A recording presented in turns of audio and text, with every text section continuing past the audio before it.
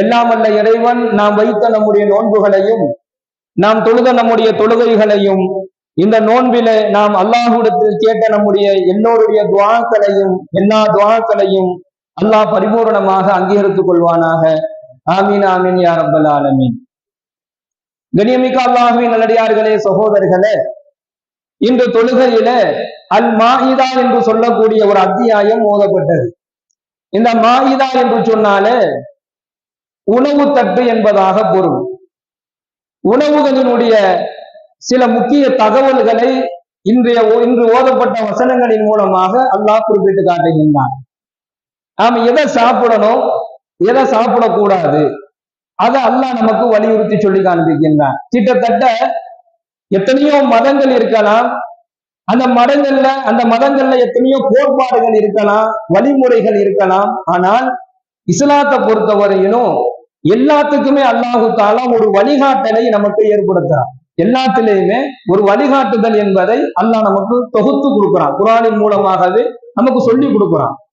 அதே போன்று நாம் சாப்பிடக்கூடிய உணவுகளில நாம எப்படி இருந்துக்கணும், நாம எந்த வகையான உணவுகளை சாப்பிடணும், எந்த வகையான உணவுகளை நாம சாப்பிடக்கூடாது, எது நமக்கு ஆகுமானது, எது நமக்கு கூடாதது என்பதை இன்று ஓதப்பட்ட வசனங்களின் மூலமாக அல்லாஹ் நமக்கு வலியுறுத்தி காட்டுகின்றான், சொல்லி காண்பிக்கிறான். அதுல இந்த இறைச்சியினுடைய விஷயங்கள்ல ரொம்ப கவனமாக இருக்கணும். பொதுவாகவே அல்லாஹ் சொல்கின்றான், ஹராமான உணவுகளை சாப்பிடுவதிலிருந்து நீங்கள் உங்களை பாதுகாத்துக் கொள்ளுங்கள், நீங்கள் நல்ல உணவுகளை சாப்பிடுங்கள் என்பதாக பொதுவாக ஒரு வார்த்தை அல்லாஹ் சொல்றான். அப்ப நல்ல உணவுகள் என்ன அப்படின்னு சொன்னா, உண்மையான கண்ணியமான நேர்மையான வருமானங்களின் மூலமாக வந்திருக்கக்கூடிய உணவுகளை உண்ணுவதுதான் நல்ல உணவுகள் என்பதாக பொருள். அப்ப அந்த உணவுல நாம் சாப்பிடக்கூடிய உணவு எந்த வருமானத்திலிருந்து வந்துச்சுங்கிறத முதல்ல நம்ம கவனிக்கணும். அது எப்படிப்பட்ட வருமானத்திலிருந்து வந்துச்சு, அந்த வருமானம் எந்த வகையான நிலையில அது அந்த சம்பாரத்தினை அவர் ஏற்படுத்திக்கிட்டாரு. நம்ம நேரடியாக சொல்லணும் அப்படின்னு சொன்னா, ஹராமான வருமானம், அந்த ஹராமான வருமானங்கிறது ரிபாவுல வந்து நிற்கும், அதாவது வட்டியில வந்து நிற்கும். வட்டியின் மூலமாக வரக்கூடிய வருமானம் அறவே ஆகமாக்கப்பட்டதல்ல, அது முழுமையாகவே அது ஹராம் தான். வட்டியின் மூலமாக ஒருத்தர் வட்டி வாங்குறாருன்னா, வட்டி வாங்குற ஒரு வீட்டுல போய் தண்ணியே குடிக்க கூடாது, வட்டி கொடுக்குற ஒரு சைடே போகக்கூடாது. ஒருத்தர் வட்டியின் மூலமாக தன்னுடைய வாழ்க்கையை அமைத்துக்கிட்டாருன்னு சொன்னா ஷரியத் சொல்லக்கூடிய சட்டம் அதுதான். அப்ப இது ஹராமான வருமானங்கள்.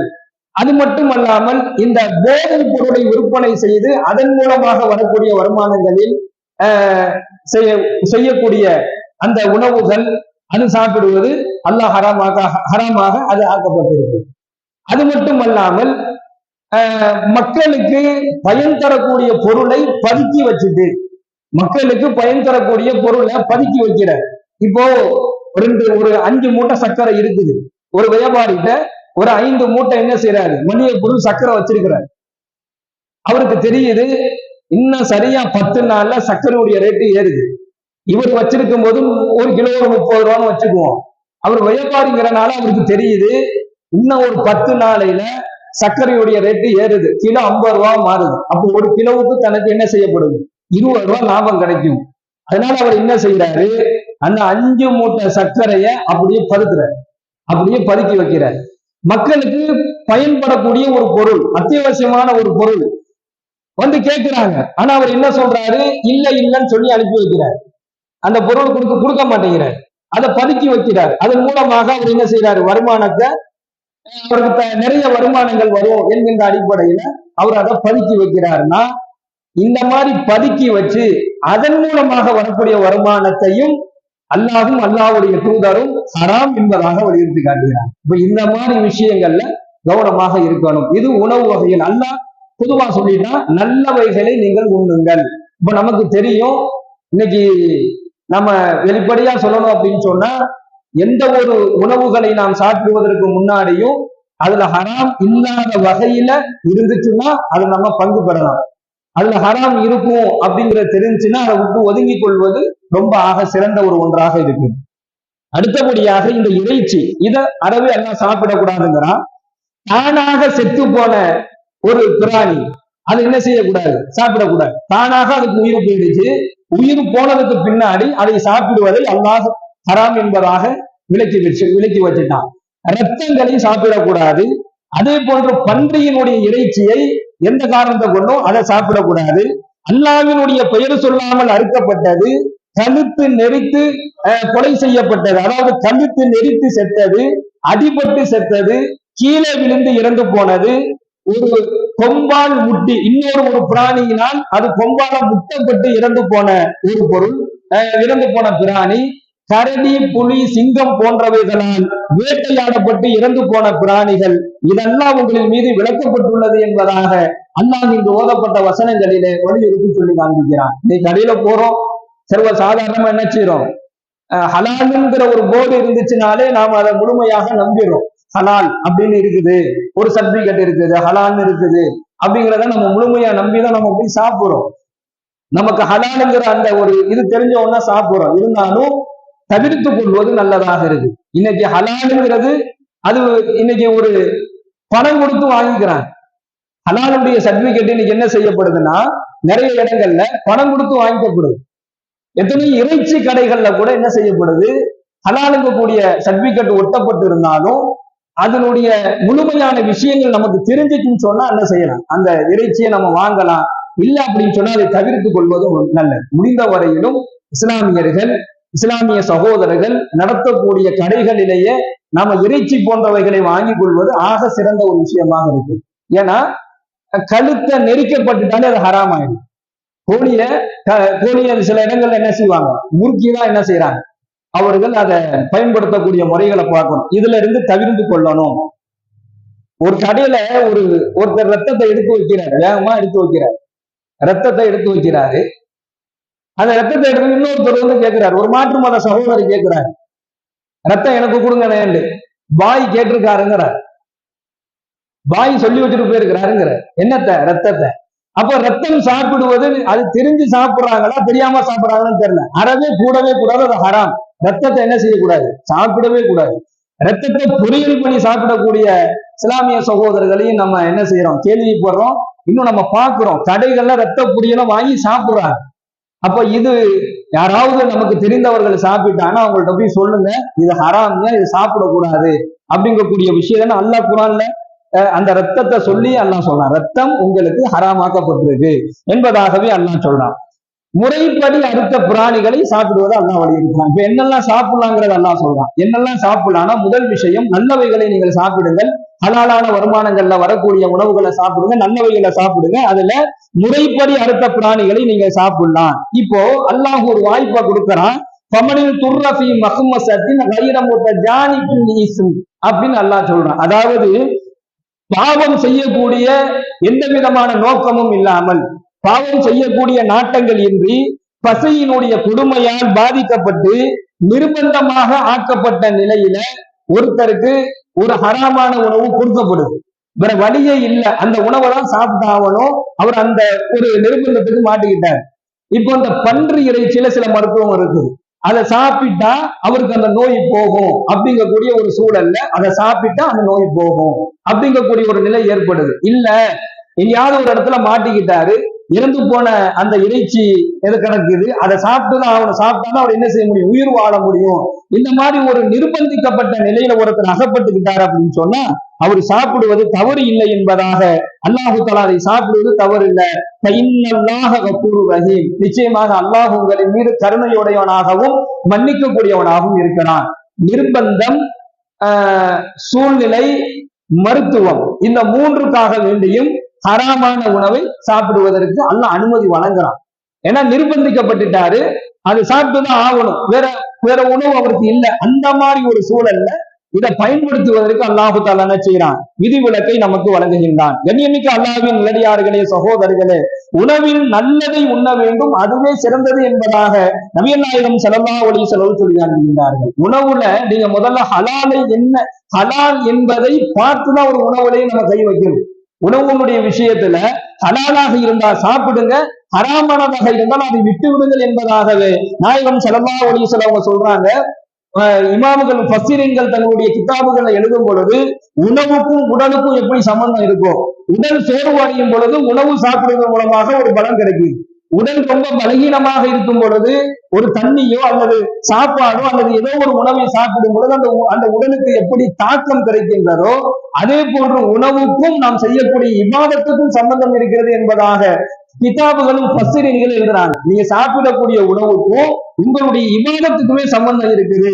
ஏன்னு சொன்னா அந்த உணவின் மூலமாக உங்களுடைய இபாதத்துகள் கூடாம போயிடும். ஒரு ஹராமான உணவை, இன்னும் சொல்ல போனா வெங்காயத்தை சாப்பிட்டு பள்ளியாசலுக்குள்ள வராதான்னு சொல்லிட்டு ஒரு மசாயில் இருக்கு, ஒரு சட்டம் இருக்கு. வெங்காயம் சாப்பிட்டுட்டு நீங்க பள்ளியாசலுக்கு வராதீங்க, அது மக்ரூஹ் என்பதாக ஒரு மசாயில இருக்கு. பூண்டு சாப்பிட்டுட்டு என்ன செய்யக்கூடாது, பள்ளிக்கு வர வேணாம்னு ஒரு மசாயில் இருக்குது. ஏன் அப்படின்னு சொன்னா அதெல்லாம் வாடைகளை பக்கத்துல இருக்கிறவங்களுக்கு என்ன செய்யப்படும். ஒரு வெங்காயமோ பூண்டையோ ஒருத்தர் பச்சையா சாப்பிட்டுட்டு வந்து பள்ளியில தொலை நிற்கும் பொழுது ஒரு நெருக்கமாக இருக்கும் பொழுது அவருடைய வாயினுடைய வாடை அடுத்தவருக்கு போய் தொழுகையில இடையூறு ஏற்படுத்தும். இந்த மாதிரிலாம் மசாயில் இருக்குது. அப்போ உணவுக்கும் இபாதத்துக்குமே சம்பந்தம் இருக்கு. ஹராமான உணவை சாப்பிட்டு விட்டு ஹலாலான எந்த காரியத்தை நம்ம செஞ்சாலும் அதை அல்லாஹ் ஏற்றுக்கொள்ள மாட்டான். எனவே இபாதத்துகள் கெட்டு போய்விடும் என்பதாக சொல்லப்படும். இன்னும் கிதாபுல பஸ்ஸரீன்கள் எழுதுறாங்க, நாம எந்த வகையான உணவுகளை சாப்பிடுகிறோமோ அந்த வகையான உணவின் மூலமாக, அதாவது ஒருத்தர் கெட்ட உணவை சாப்பிட்டு கொண்டே இருக்கிறார், ஹராமான உணவுகளை அதிகமாக அவர் சாப்பிட்டார் அப்படின்னு சொன்னா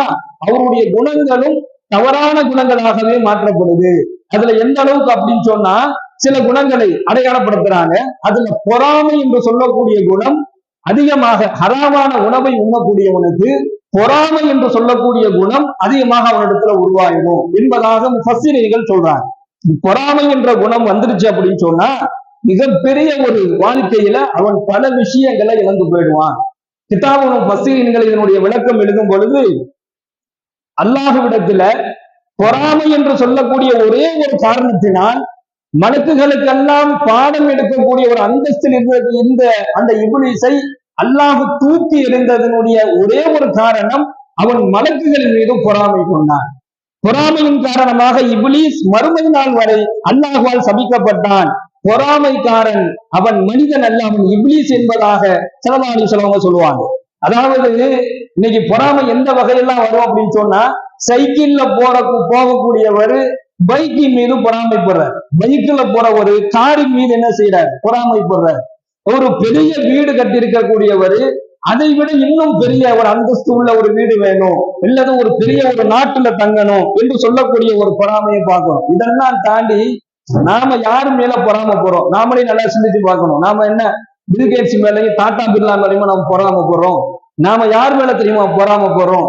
நம்ம கூட பிறந்தவங்க மேல நம்ம பொறாமப்பட்டுட்டாரு.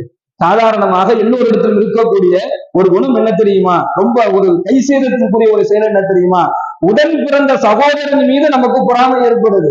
அவன் நல்லா இருக்கிறானே, அவனுக்கு நல்ல வருமானம் வருது, அவன் நல்லா வீடு வாசல் கட்டுறானே, அவன் நல்ல இடம் வாங்குறானே, நமக்கு ஏன் கிடைக்க மாட்டேங்குது என்பதாக இந்த பொறாமை உடன் பிறந்தவனின் மீதும் ரத்தத்தின் மீதும் நம்ம கூட இருக்கிறவன் மீது என்ன செய்யப்படுது, கொஞ்சம் பொறாமை ஏற்படுது. ஏதாவது ஒரு கஷ்டம்னா நம்ம கூட வந்து நிக்கிறான், ஏதாவது ஒரு பிரச்சனைனா நம்ம கூட வந்து நிக்கிறான். ஒரே தட்டுல ஒன்னா சாப்பிட்டு வளர்ந்து ஒரே தாயினுடைய வயிற்றுல பிறந்து வளர்ந்த சகோதரன் வாழ்க்கையில முன்னேறிட்டான் அப்படின்னு சொன்னா சைத்தான் பொறாமையை தூண்டி விடுறான். அவன் மேல பொறாமை நமக்கு உண்டாகுது. இவன் எப்படி வளர்றான், இவன் எப்படி வளர்ச்சிக்கு போறான் என்று சொல்லக்கூடிய ஒரு குணத்தை சைத்தான் ஏற்படுத்துவான். அது மட்டும் அல்லாமல் தன்னுடன் இருக்கக்கூடியவன் உயர்வு அடைந்தால் அந்த உயர்வை இவனால் பொறுத்துக் கொள்ள முடியாது. இதெல்லாம் யாருக்கு தெரியுமா அதிகமா உருவாகும்? ஹராமான உணவை அதிகமாக சாப்பிடக்கூடியவர்களுடைய உள்ளத்தில் இந்த பொறாமை என்று சொல்லக்கூடிய குணத்தை சைத்தான் என்ன செஞ்சிருவான், விதிச்சிருவான். ஒரு நேரத்துல குர்ஆன் அல்லாஹ் சொல்றான், ஹஜ்ரத் ஆதம் அலைஹிஸ்ஸலாத்து வஸ்ஸலாம் அவர்களுக்கு 2 பிள்ளைங்க.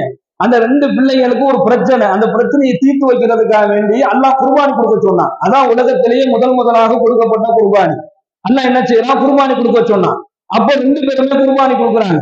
2 பேருமே கொடுத்த குர்பானில ஒருத்தருடைய குர்பானி அல்லாஹ் ஏத்துக்கிட்டான், இன்னொருத்தருடைய குர்பானியை அல்லாஹ் ஏத்துக்கல.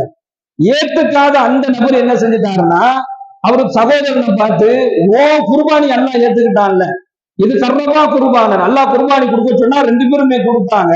அல்ல ஒருத்தருடைய குர்பானி அல்லாஹ் ஏத்துக்கிட்டான், இன்னொருத்தருடைய குர்பானி ஏற்றுக்கொள்ளாதனால தன்னுடைய சகோதரனை பார்த்து அவர் சொல்றாரு, ஓ குர்பானி அல்லாஹ் ஏத்துக்கிட்டான்ல, ஏன் குர்பானி அல்லாஹ் ஏத்துக்கல, ஓ இதை ஏத்துக்கிட்டான்ல, உன்னை நான் அடிச்சு கொள்றனா இல்லையா பாருன்னு சொல்லக்கூடிய ஒரு நிலைக்கு முதலாகவே என்ன செய்யப்பட்டது, சமுதாயம் தள்ளப்பட்டது. யாரு? உலகத்தினுடைய முதல் மனிதர் நம்முடைய தந்தை ஹஜ்ரத் ஆதம் அலைஹிஸ்ஸலாத்து வஸலாம் அவர்களுடைய பிள்ளைகளுக்கு இந்த பொறாமை என்று சொல்லக்கூடிய ஒரு நிலை உருவாகிய சைத்தான் அதை உருவாக்கி விட்டு வேடிக்கை பார்த்தான். பொறாமையின் காரணத்தினால் கொலை பண்ண போனாங்க. யூசுப் நபி அலைஹிஸ்ஸலாத்து வஸலாமுடைய அண்ணன் எல்லாம் சேர்ந்து யூசுப் நபியை கொண்டு போய் ஒரு கிணத்துக்குள்ள தூக்கி போட்டாங்கல்ல. என்ன காரணம்? யூசுப் நபி மீது அவங்களுக்கு பொறாமை. தந்தை ரொம்ப பாசமா இருக்கிறாரு, அவங்க மேல ரொம்ப பிரியமா இருக்கிறாரு, அவங்களை பத்தி நிறைய வர்ணிச்சு பேசுறாருங்கிற காரணத்துக்காக வேண்டி என்ன செஞ்சாங்க? கொலை கூட செய்வதற்கு தயாராக ஆகிட்டாங்க. அப்ப இந்த பொறாமை என்று சொல்லக்கூடிய குணம் இருக்கிற சகோதரர்களே, கொலைக்கு கொண்டு போய் விட்டுவிடும் என்பதாக முஃபஸ்ஸிரீன்கள் தங்களுடைய கிதாபுல எழுதுறாங்க.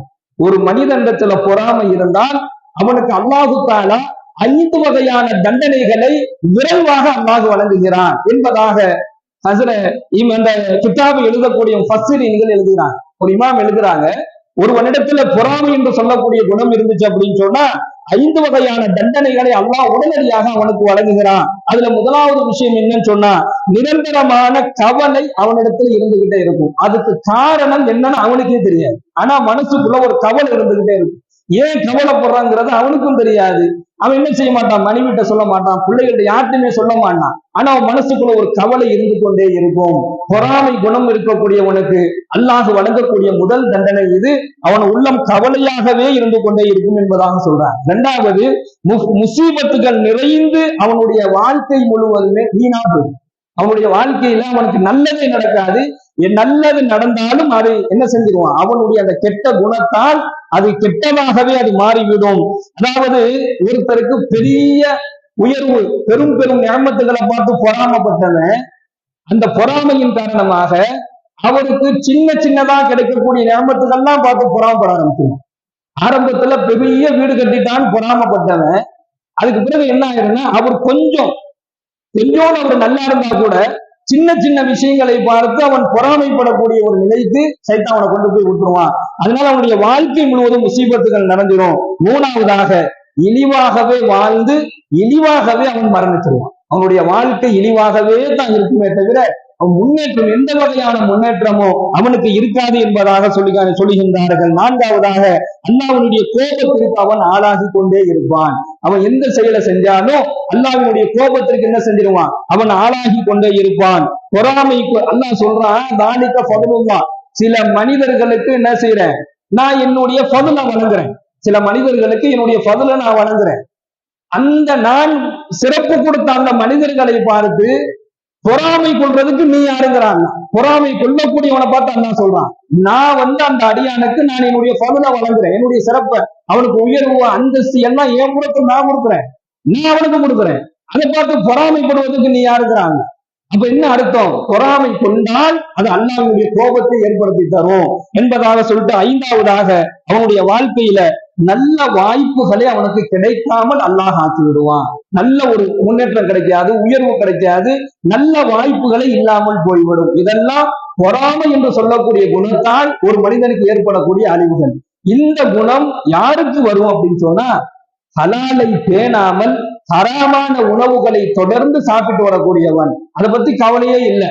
எங்க போனாலும் எதை வேணாலும் சாப்பிடலாம், எது வேணாலும் என்ன செஞ்சிருவோம்? சாப்பிடுவோம், என்ன உணவு தானே அப்படிங்கக்கூடிய அடிப்படையில ஹலாலை, உணவுனுடைய விஷயத்துல ஹலாலை பேணாமல் ஹராமை மட்டும் ஒருவன் பேணி ஹராமை மட்டும் ஒருவன் சாப்பிட்டு வந்தால் அவனுடைய குணங்களை சைத்தான் இந்த நிலைக்கு இந்த நிலைக்கு என்ன செஞ்சிருவான்? சைத்தான் மாத்திடுறான்.